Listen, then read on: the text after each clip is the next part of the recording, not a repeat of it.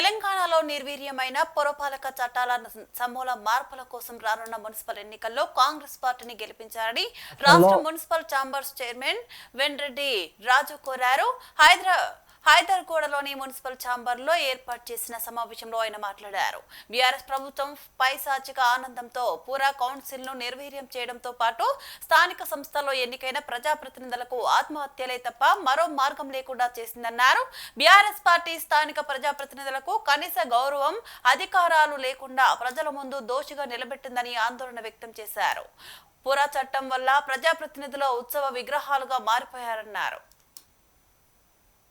నిర్వీర్యమైనటువంటి పురపాలక చట్టాల్ని సమూలంగా మార్పుల కోసం కాంగ్రెస్ పార్టీని రాబోయే ఎన్నికల్లో గెలిపించాలని రాష్ట్రంలోని పురపాలక సంఘాల ప్రజలను కోరుతా ఉన్నాం.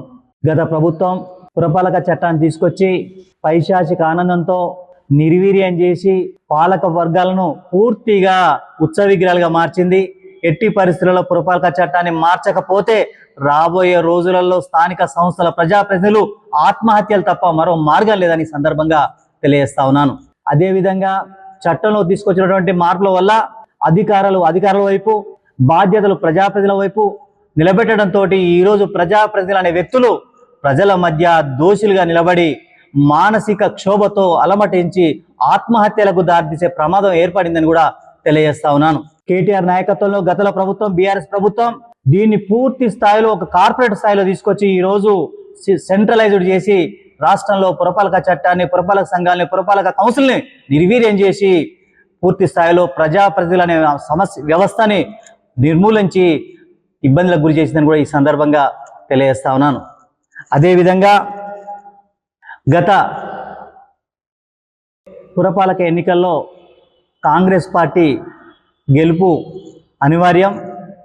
ఏమాత్రం స్థానిక సంస్థలలో రాబోయే పుర ఎన్నికల్లో కాంగ్రెస్ పార్టీకి ఏమాత్రం ఇబ్బంది కలిగినా శాశ్వతంగా స్థానిక సంస్థలు అనే దానికి అర్థం లేకుండా పోయే ప్రమాదం ఏర్పడింది.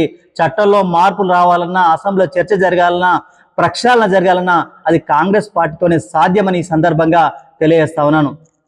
పురపాలక సంఘాల్లో, స్థానిక సంస్థల్లో, కౌన్సిల్లో ఈరోజు ఉత్సవ విగ్రహాలుగా మారి రాష్ట్రంలో నిర్వీర్యమయ్యే పరిస్థితి వచ్చింది. రాబోయే తరాలకు ప్రజాప్రతినిధుల వ్యవస్థే ఉండకుండా పోయే ప్రమాదం ఏర్పడింది. కేవలం ఉత్సవ విగ్రహాలుగా మారడంతో ప్రజాప్రతినిధులు రాబోయే తరాలకు ఏమి మనం సందేశం ఇస్తున్నామని ఈ సందర్భంగా తెలియజేస్తా ఉన్నాను. ఇప్పటికే ఉన్నత వర్గాలు, విద్యావంతులు, మేధావులు పోటీకి సంసిద్ధంగా లేరు.